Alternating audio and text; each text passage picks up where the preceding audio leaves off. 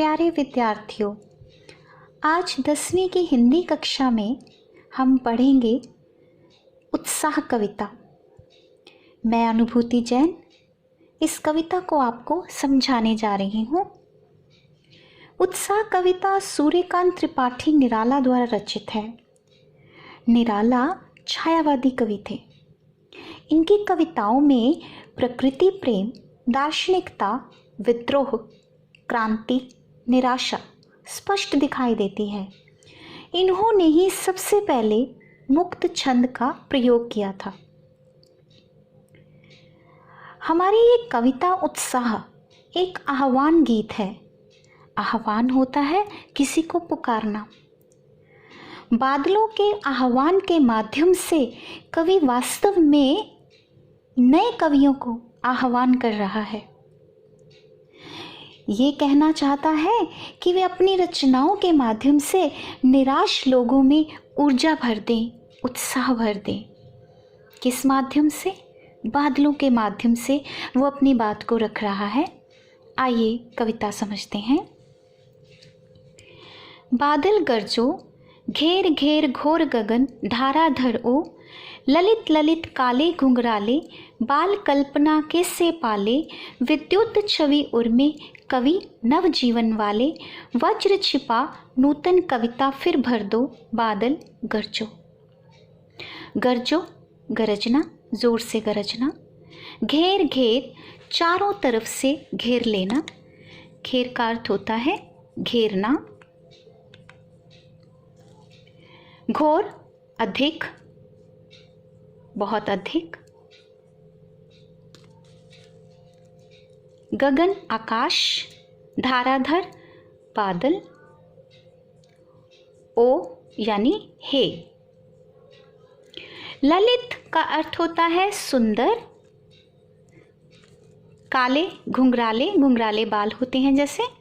बाल, बाल का अर्थ होता है बालक, बालक। कल्पना, कल्पना इमेजिनेशन। के से पाले, यहाँ से का अर्थ आएगा समान, के समान। पाले होता है पालना। यहाँ पे आपका मीनिंग बनेगा विस्तृत, विस्तार, फैलाव।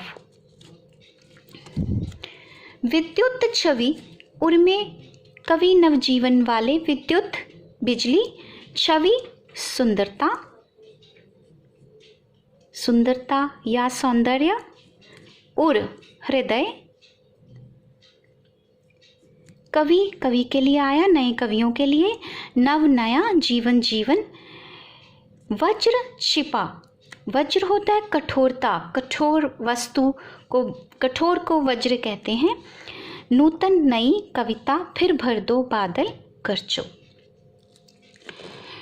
प्रस्तुत कविता में कवि बादलों को संबोधित करते हुए कहता है, बादलों को संबोधित करते हुए कहता है, हे बादल तुम खूब गरजो, आसमान में जोर से गर्जन तर्जन करो। खूब गरजते हुए तुम सारे आकाश को चारों तरफ से घेर लो। आकाश में चारों तरफ पूरी तरह से छा जाओ। हे बादल तुम बहुत अधिक सुंदर हो और देखने में ऐसे लग रहे हो जैसे कि काले और घुंघराले बाल हों। जब आकाश में बादलों को हम देखते हैं, काले रंग के बादल छाते हैं, तो वो आपस में एक दूसरे से उलझे होते हैं।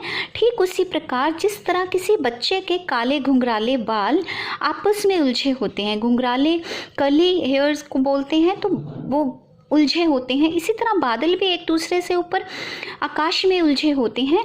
इसीलिए कवि कहता है कि ये सुंदर बादल आकाश में ठीक इस तरह प्रतीत हो रहे हैं जैसे किसी बच्चे के काले घुंघराले बाल हों। बाल कल्पना कैसे पाले, बालक।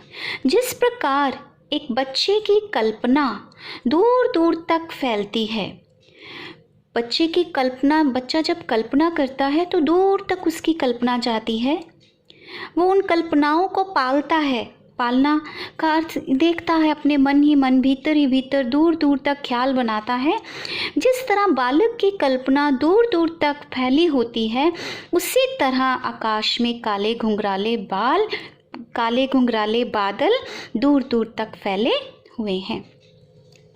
विद्युत छवि उर्मे, कवि कहते हैं निराला जी कि उन बादलों के हृदय में बिजली की सुंदरता छिपी हुई है।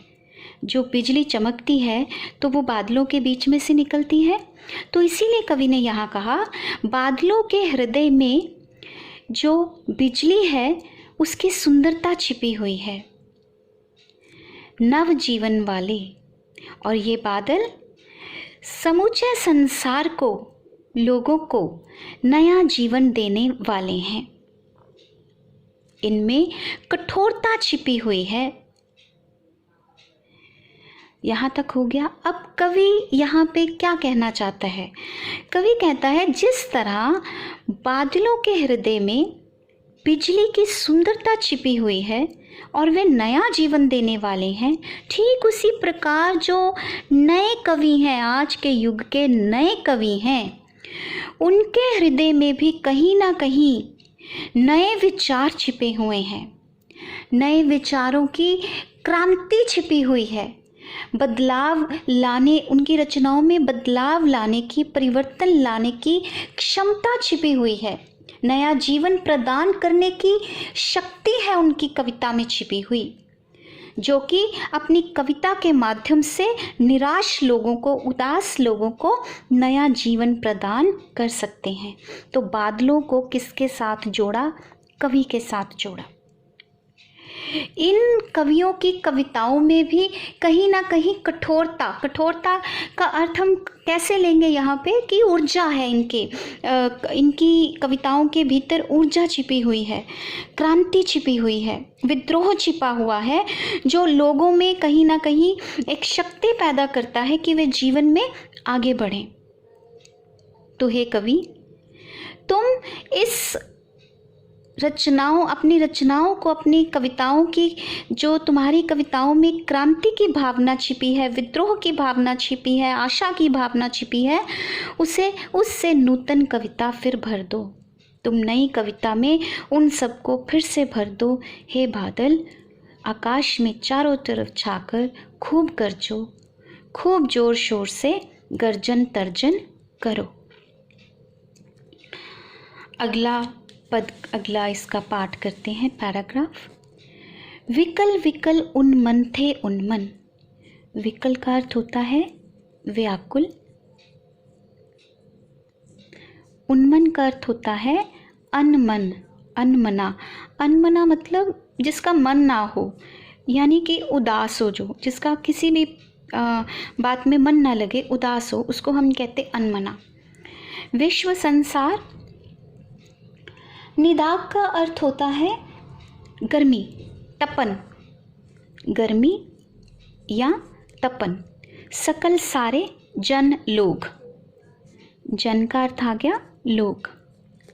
आए अज्ञात दिशा से अनंत के घन, अनंत जिसका कोई अंत नहीं होता, घन होता है बादल। तप्त धरा, धरा धरती, तप्त मतलब बहुत गर्म है, तपी हुई है, तपी हुई। जल से फिर शीतल कर दो, बादल गरजो। कहता है हे बादलों खूब गरजो, इतना गरजो, इसलिए गरजो क्योंकि गर्मी के कारण संसार के सभी लोग गर्मी के कारण व्याकुल हो चुके हैं, अनमने से हैं, उदास हैं। तो ऐसे में तुम कहीं किसी अज्ञात दिशा से, जिस दिशा के बारे में ज्ञान ना हो उसे हम बोलते हैं अज्ञात दिशा से कहीं से तुम हे बादलों आ जाओ, आकर चारों तरफ छाकर इस तपती हुई धरती को जल से फिर शीतल कर दो। यानी कि जब तुम अज्ञात दिशा से आओगे और खूब बरसोगे पानी बरसाओगे, बरसोगे, वर्षा होगी तो तपती हुई धरती शीतल हो जाएगी। तुम फिर से इस तपती हुई धरती को शीतल कर दो। हे बादल गरजो, खूब गरजो। अब इसका अर्थ क्या है?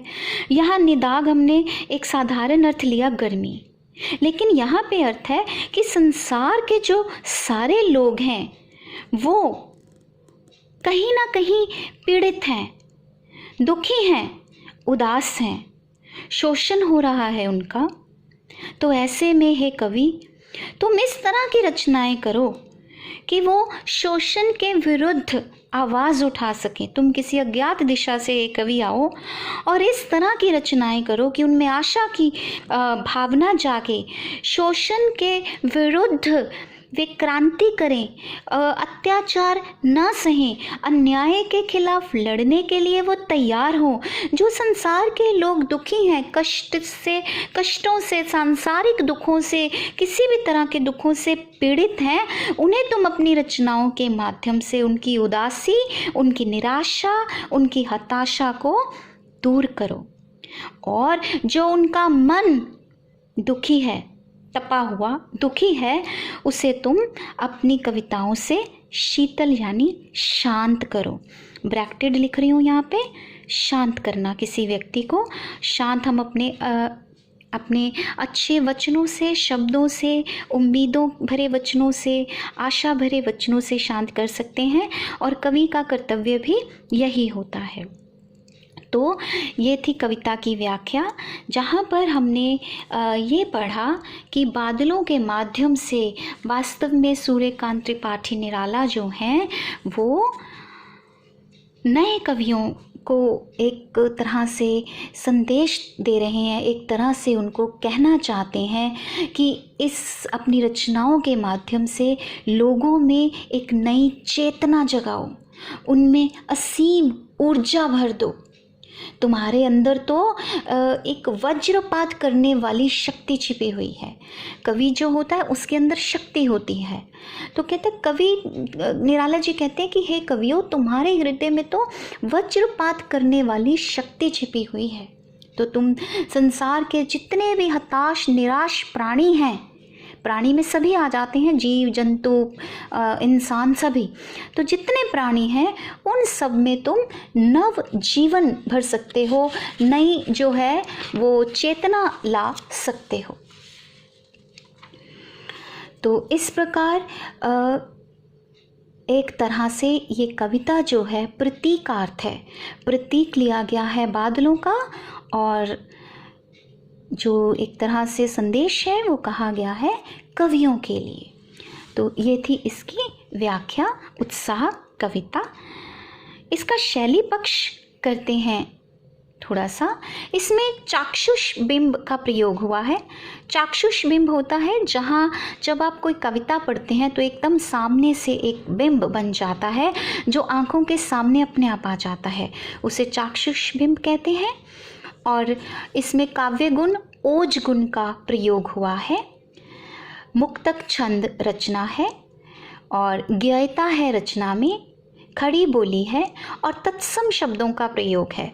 तत्सम शब्द इसमें कौन कौन से हैं? निदाग, विकल्प, छवि, ये सारे इसके तत्सम शब्द हैं। उम्मीद करती हूँ आपको ये कविता अच्छे से समझ आ गई होगी। धन्यवाद।